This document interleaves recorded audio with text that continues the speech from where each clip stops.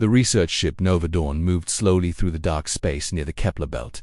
Its crew of 5 humans was on a peaceful mission to study alien rock formations. The ship was small but well equipped for scientific work. Dr. Emma Cross sat at her workstation, looking at data from the last planet they visited. She was 26 years old, with short brown hair and curious green eyes. As the team's expert on alien biology, she spent most of her time studying strange life forms they found on different worlds.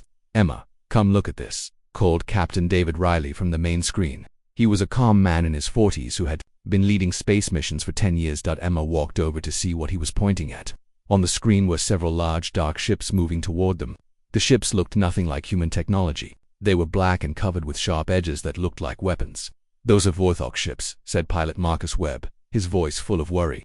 Marcus was young but skilled at flying ships through dangerous areas. "I've heard stories about them from other crews." The ship's engineer, Dr. Lisa Park, looked up from her control panel. Her face was pale. "The stories say they capture other species and hurt them to get information," she said quietly.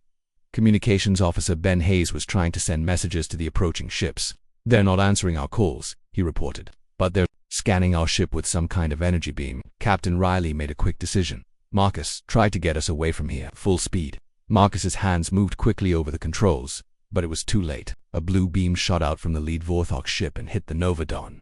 All the ship's systems stopped working at once.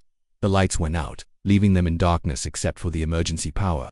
"They've disabled our engines," Lisa said, checking her instruments by the dim red light. "I can't get anything to work." Through the main window, they could see the Vorthok ships getting closer. The largest ship was 3 times bigger than their research vessel. Strange symbols covered its dark metal surface, and weapon ports lined its sides. "Everyone stay calm," Captain Riley said, but Emma could hear the fear in his voice. "Maybe they just want to talk." That hope died quickly. A loud bang echoed through their ship as something attached to their hull. Then came the sound of cutting tools working on their outer door. "They're coming inside," Ben whispered. The crew gathered in the main room, not knowing what else to do. Emma felt her heart beating fast. She had always been sensitive to electromagnetic fields, and now her head was starting to hurt. The pain got worse as the alien ships got closer. The cutting sound stopped. Then their ship's door exploded inward with a bright flash. Smoke filled the air, making it hard to see. Through the smoke came the Vorthok warriors. They were tall, maybe 7 feet high, with gray skin that looked like stone. Their faces were narrow with black eyes that seemed to see everything. They wore dark armor that made no sound as they moved. The leader was even taller than the others. Scars covered the visible parts of his face, and his black eyes fixed on each human one by one. When his gaze reached Emma, he stopped and stared at her for a long moment. "I am Commander Thane Crix," he said, in perfect English, though his voice sounded strange. "You will come with us. We're just scientists," Captain Riley said, stepping forward. "We haven't done anything wrong." Crix ignored him. He pointed at his warriors, and they moved forward to grab the humans. Emma tried to back away, but there was nowhere to go. Strong hands seized her arms and pulled her toward the door. The pain in her head got much worse as they dragged her closer to the hole where the Vorthok had entered. It felt like someone was pushing hot needles into her brain. She had never felt anything like it before.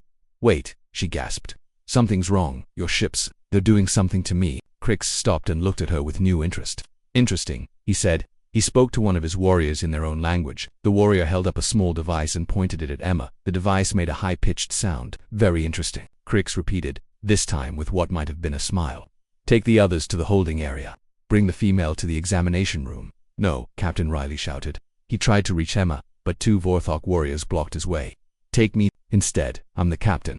"Your rank means nothing," Crix said coldly. "We need information about human biology and mental patterns. The female will provide this." Emma was pulled through the hole into the Vorthok ship. The walls were dark metal covered with symbols that hurt to look at. Strange lights moved along, with ceiling like living things. The air smelled of metal and something else she couldn't identify. As they moved deeper into the ship, Emma's headache became almost unbearable. She could hear her crewmates shouting her name from somewhere behind her, but their voices were getting fainter. They entered a large room filled with strange machines. Some looked like medical equipment, but twisted and wrong. Others were clearly designed to cause pain. In the center was a metal table with straps and wires attached to it. "Put her there," Crix ordered. Emma was forced onto the table. The metal was cold against her back. Straps were tightened around her arms and legs, making it impossible to move. Crix stood over her, studying her face. "Humans are weak," he said, "but you are different somehow. My senses detect unusual brain activity in you." Another Vorthok entered the room. This one was shorter but carried himself with authority. His armor was decorated with symbols that marked him as important. "This is Interrogator Vex Morth," Crix explained. "He will extract everything we need to know about your species, your military secrets, your weaknesses, your fears. Vexmorth approached the table with something that looked like a helmet covered in wires. Human minds break easily, he said in a voice that sounded like grinding stone. But we will take our time. Information gathered slowly is more complete. Emma pulled against the straps, but they were too strong. Please, she said, we're just scientists. We don't know any military secrets. Everyone knows something useful, Vexmorth replied. He placed the helmet on her head.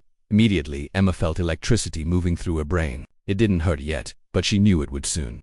Begin with basic neural mapping, Crix ordered. Then increase the intensity until she starts talking. Vexmorth's hand moved toward a control panel covered with buttons and switches. Emma closed her eyes and tried to prepare herself for what was coming. The last thing she heard before the real pain started was Crix speaking to another warrior. Inform the fleet. We have captured something special here. The pain hit Emma like lightning striking her brain. Vexmorth had activated the neural helmet, and electricity flowed through every nerve in her head. She screamed and pulled against the metal straps holding her to the table. Basic neural patterns. Mapped, Vexmorth announced, reading data from his instruments. Human brain structure confirmed. Beginning memory extraction. Emma's vision blurred as the machine dug deeper into her mind. She could feel it searching through her thoughts like someone going through her personal belongings. The invasion was worse than the physical pain. In the holding cells 3 levels down. Captain Riley and the rest of the crew could hear Emma's screams echoing through the ship's metal corridors. The sound made them all sick with worry and anger. We have to do something, Marcus said, pacing back and forth in their small cell. His pilot training had taught him to stay calm in dangerous situations, but listening to Emma suffer was breaking his control. The door is solid metal, Ben replied, examining the lock mechanism. As communications officer, he knew about electronic systems, but this alien technology was beyond his understanding. I can't figure out how to open it. Dr. Lisa Parks sat quietly in the corner, but her hands were shaking. She'd been screaming for 2 hours. She whispered, "How long can a person survive that?" Captain Riley stood at the cell door, his face pressed against the small window. "Emma is strong," he said, though his voice wasn't steady. "She hold on." But even as he said it, Riley knew the Vorthok were experts at breaking people. He had heard stories from other ship captains about crews who had encountered them. Most never made it home. Back in the torture chamber, Vexmorth increased the power. Emma's body went rigid as new waves of pain crashed through her nervous system. The helmet was pulling memories from her mind and displaying them on screens around the room. "Show us your military bases," Crix demanded, studying the images. "Where are your weapons stored?" "I don't know," Emma gasped between screams. I'm just a scientist. I study rocks and plants." "Everyone knows something," Vexmorth said coldly. He adjusted more controls, and the pain doubled. "Your government sends scientists to gather intelligence. You must have seen military installations." Emma's memories played out on the screens like a movie. Her childhood, her years at university, her first job on a research station. The Vorthok watched everything looking for useful information. There, Crix pointed to an image of Emma visiting a space dock. "Military ships. What were their capabilities?" "They were just transport ships," Emma cried. "I was catching a ride to my research station. I don't know anything about weapons." Vexmorth made a sound of frustration. He had been torturing prisoners for many years, and humans usually broke much faster than this. "Increased neural pressure to level 7. He ordered his assistant. The new wave of pain was so intense that Emma's heart stopped beating. Alarms sounded as the medical monitors showed flat lines. Quickly, Vexmorth activated an alien medical device that sent electricity into Emma's chest. Her heart started again with a painful jolt. "Careful," Crix warned. "She is no use to us dead." "The human is stronger than expected," Vexmorth admitted. "But everyone has a breaking point." Hours passed. Emma drifted in and out of consciousness as the torture continued. Sometimes she answered their questions, telling them about the civilian ships she had seen or the research stations she had visited. But nothing she said was what they wanted to hear. The Vorthok were looking for military secrets, weapon designs, or battle plans. Emma had none of these things. She was exactly what she claimed to be, a scientist who studied alien life forms. "Perhaps we should try a different approach," suggested Crix's second-in-command, a warrior named Dex Vorik. "Physical torture instead of mental." "No," Crix replied. "The neural extraction gives us more complete information. Continue with the procedure." By the 6th hour, Emma was barely alive. Her body had shut down twice more, requiring medical intervention to keep her breathing. Her skin was pale and cold, and her responses to questions had become weak whispers. I think she really doesn't know anything useful," Vexmorth said quietly to Crix. "Her memories show only civilian activities." Crix studied the human on the table. Emma's eyes were closed, and blood trickled from her nose where the neural pressure had burst small blood vessels. "Then we will make an example of her," he decided. "Her death will show other humans what happens when they enter Vorthok space." "Shall I increase to maximum power?" Vexmorth asked. "Yes, end this." Vexmorth's hand moved to the final control. The neural helmet glowed brighter as energy poured into Emma's brain. Her body convulsed violently, lifting off the table despite the restraints. The scream that came from Emma was unlike anything the Vorthok had ever heard. It seemed to come from somewhere deeper than her throat, echoing strangely in the metal room. Then suddenly, everything went quiet. Emma's body went completely still. The monitors showed no heartbeat, no brain activity, no life signs at all. Her eyes stared at the ceiling without seeing anything. Time of death, Vexmorth announced, checking his instruments. 1400 hours, 37 minutes. Crix nodded with satisfaction. Leave the body here for now. Let the other prisoners see what happens to those who resist us. The Vorthok began shutting down their equipment. The torture session had taken most of the day, but they had learned that humans were tougher than expected. This information would be useful for future captures. In the holding cells. The crew had heard Emma's final scream followed by terrible silence. They all knew what that silence meant. She's gone, Captain Riley said quietly. His voice was hollow. With grief and anger, Marcus punched the cell wall, ignoring the pain in his knuckles. Those monsters killed her. Emma was the best of us, Ben said, tears running down his face. She never hurt anyone. All she wanted was to study alien life and learn new things. Dr. Lisa Parks sobbed quietly. Emma had been her closest friend. On the ship, they had spent many evenings talking about their discoveries and planning future research projects. 20 minutes passed in silence as the crew mourned their lost friend, then 30 minutes. The ship's systems hummed quietly around them, but there were no more sounds from the torture chamber. 30-7 minutes after Emma's death. Something impossible happened. A soft sound came from the torture chamber, then another. Footsteps on metal flooring. The Vorthok guards in the corridor stopped talking and listened carefully. Someone was moving around in the room where they had left Emma's body. Check the torture chamber, ordered the guard captain. Make sure the body is secure. 2 guards walked down the corridor toward the room. They expected to find Emma's corpse exactly where they had left it. Instead, they found an empty table with broken restraints scattered on the floor. The 2 Vorthok guards stared at the empty torture table in confusion. The metal restraints that had held Emma were torn apart as if they were made of paper. Pieces of broken straps lay scattered across the floor. Where is the human body? Guard Captain Nex, Thrawn demanded over their communication device. Sir, the table is empty, one guard reported, his voice shaking. The restraints are destroyed. There is no sign of the female. That is impossible, Thrawn replied. Search every corner of that room. The guards moved carefully around the torture chamber, checking behind every piece of equipment. They found drops of blood on the floor where Emma had been lying, but no body. The room had only one entrance, and it had been watched the entire time. Nothing here, Captain, the second guard reported. The human is gone. Before Thrawn could respond, screams echoed from another part of the ship. These were not human screams, they were Vorthok voices filled with terror and confusion. All units report, Thrawn commanded into his communicator. What is happening? Something is wrong in Section 7, came a panicked voice. Warriors are collapsing, they cannot fight. They cannot even hold their weapons. Section 5 here, another voice called. The same thing is happening. Our soldiers just stand there like they forgot how to be warriors. Thrawn felt a chill of fear run through his body. In all his years of service, he had never heard Vorthok warriors sound so frightened. Down in the holding cells, Captain Riley and his crew heard the chaos above them.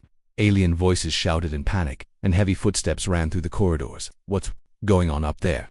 Marcus asked, pressing his face against the small cell window. I don't know, Riley replied, but something has them scared.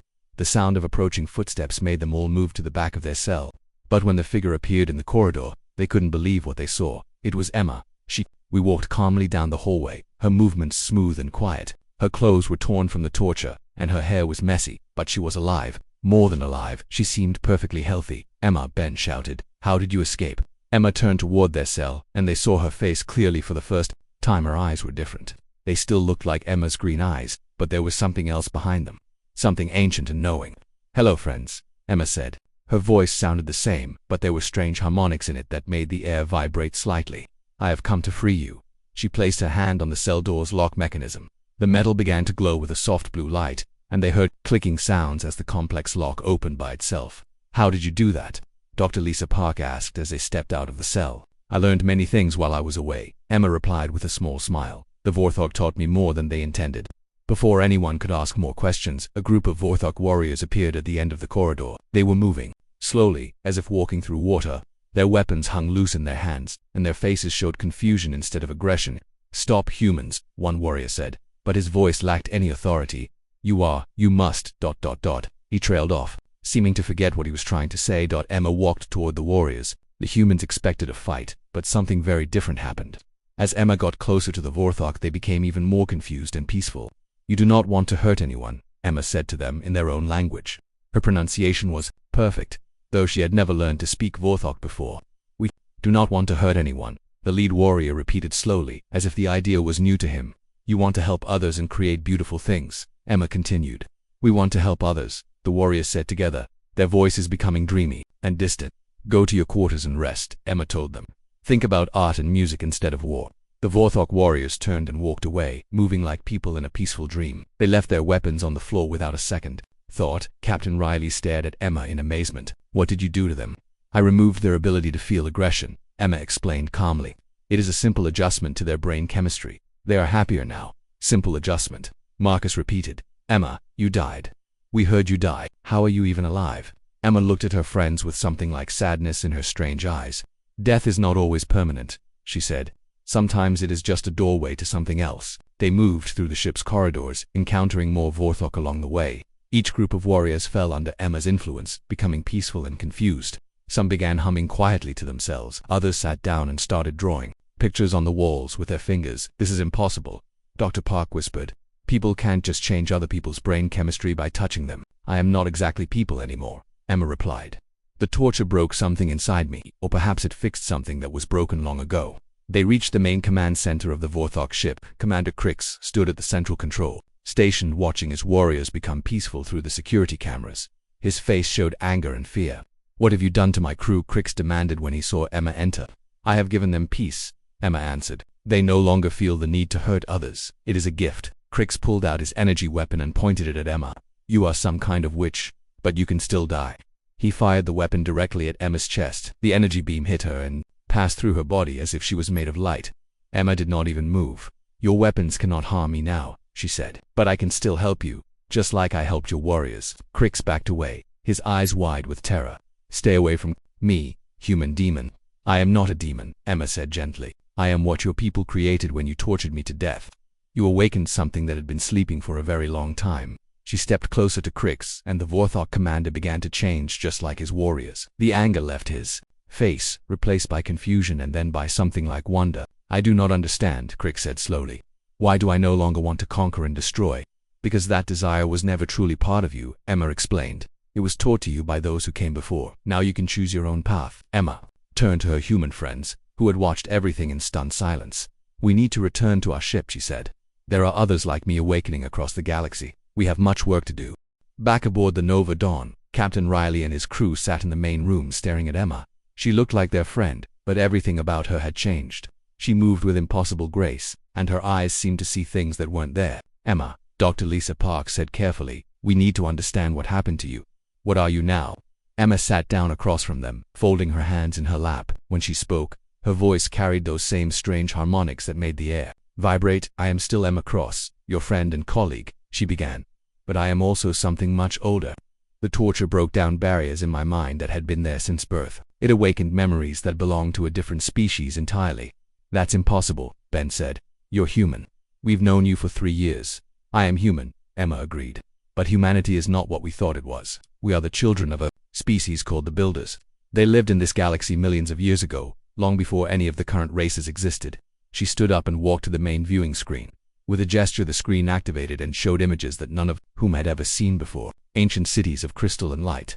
Beings that looked almost human but seemed to glow with inner energy. "The Builders were peaceful," Emma continued. "They explored the galaxy not to conquer, but to learn and create beautiful things. They built wonders on 1,000 worlds and filled the stars with art and music." Marcus leaned forward, fascinated despite his fear.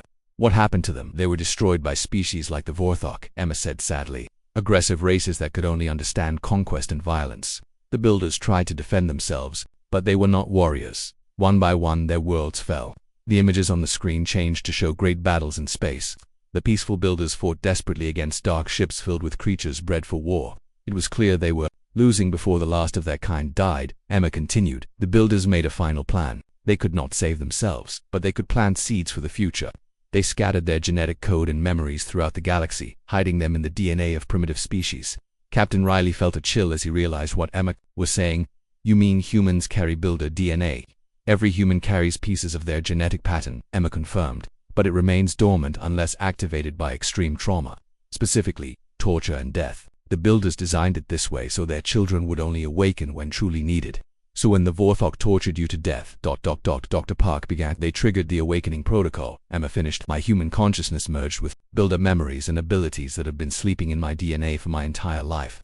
The communication system suddenly activated, filling the room with urgent messages from across known space. Human voices spoke rapidly in dozens of languages, all reporting the same impossible thing. This is Captain Torres of the merchant ship Starfinder. Our crew member Ana Rodriguez was killed by Zephyrian pirates 3 days ago. She just walked back into the ship. She's alive, but different. She speaks their language now and has done something to the pirates. They're acting peaceful and confused. Research Station Omega calling any human ships.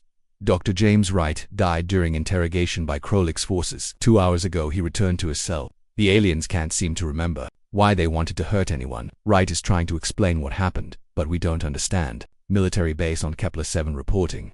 Lieutenant Sarah Kim was executed by Draconian rebels yesterday. She's alive now and has somehow convinced the rebels to lay down their weapons. We need instructions on how to handle this situation.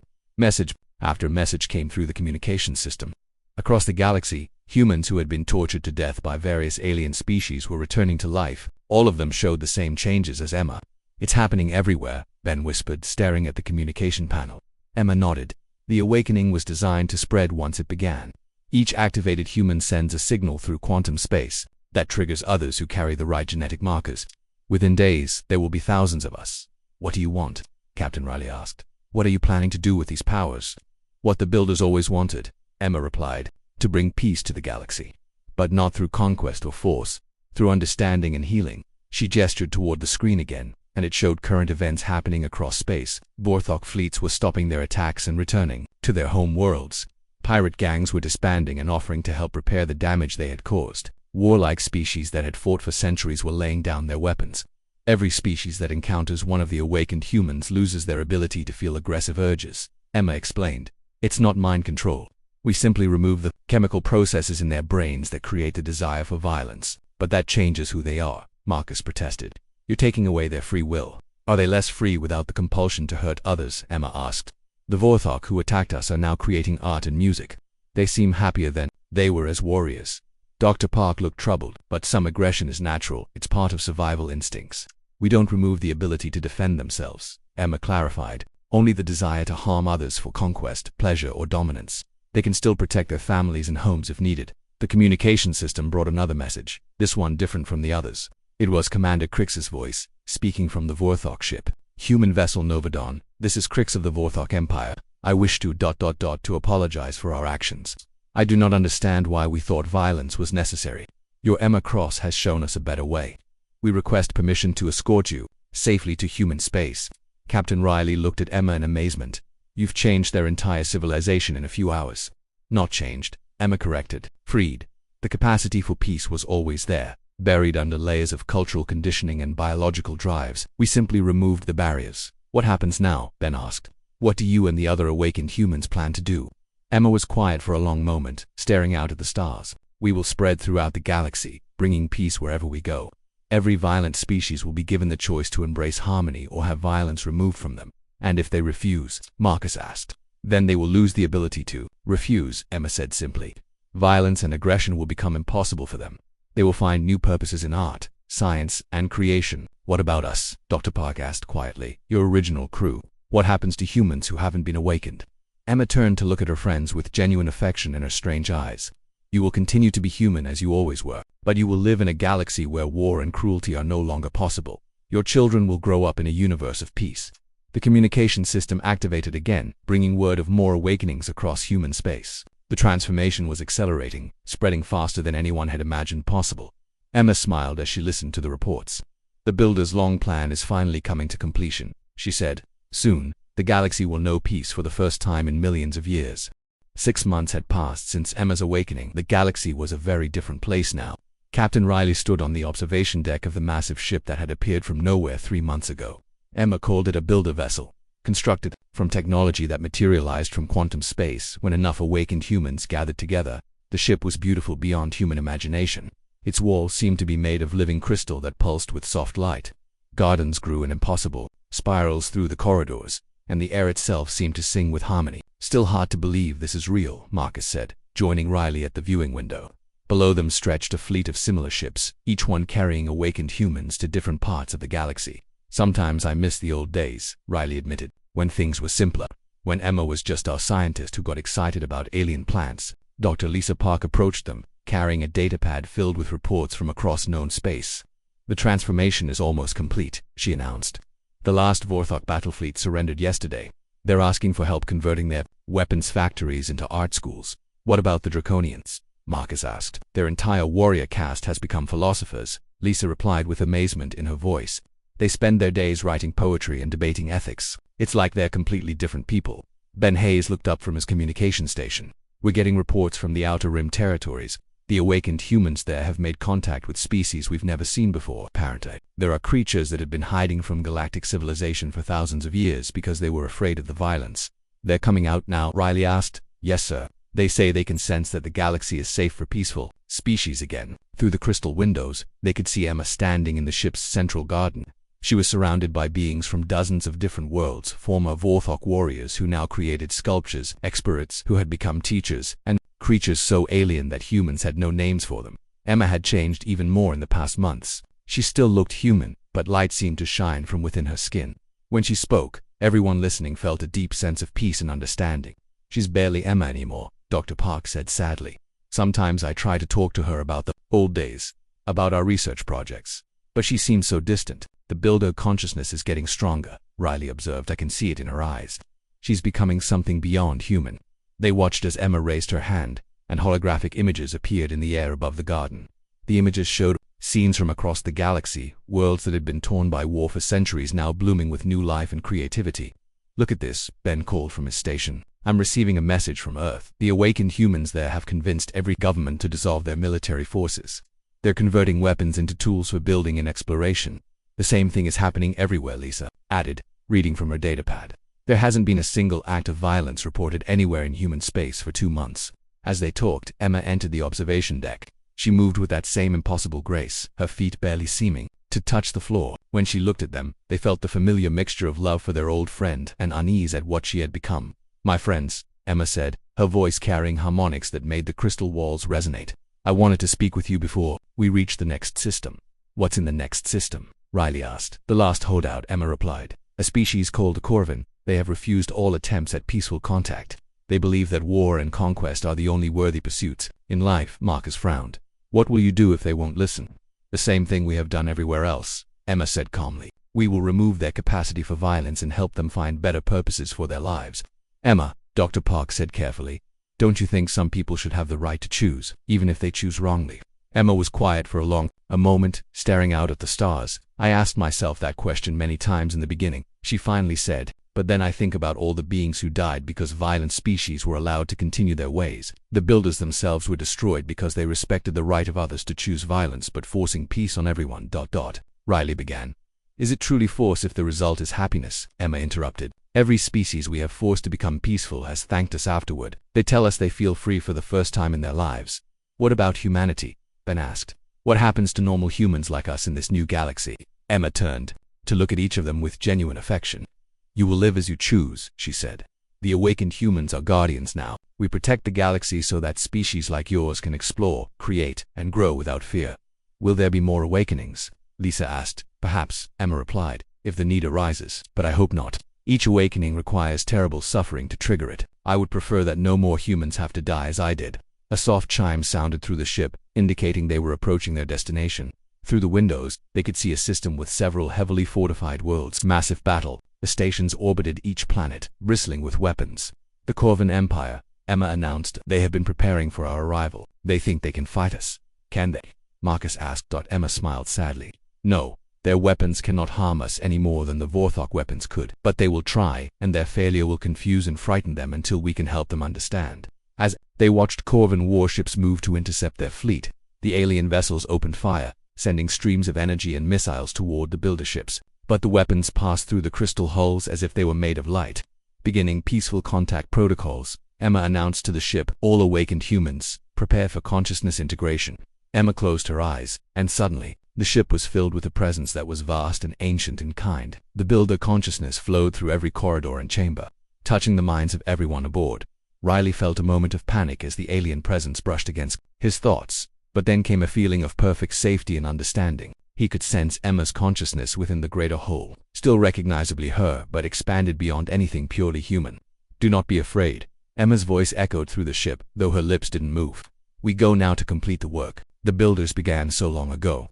Soon, every corner of the galaxy will know peace." The Corvan warships continued their futile attacks as the builder fleet moved steadily toward their worlds. On every ship, awakened humans prepared to bring their gift of peace to the last violent species in known space. Emma stood at the center of it all, no longer quite human but still carrying within her the memories of a young scientist who had once dreamed of studying the stars. She had become something far greater than she had ever imagined. The guardian of a galaxy finally free from the ancient curse of violence,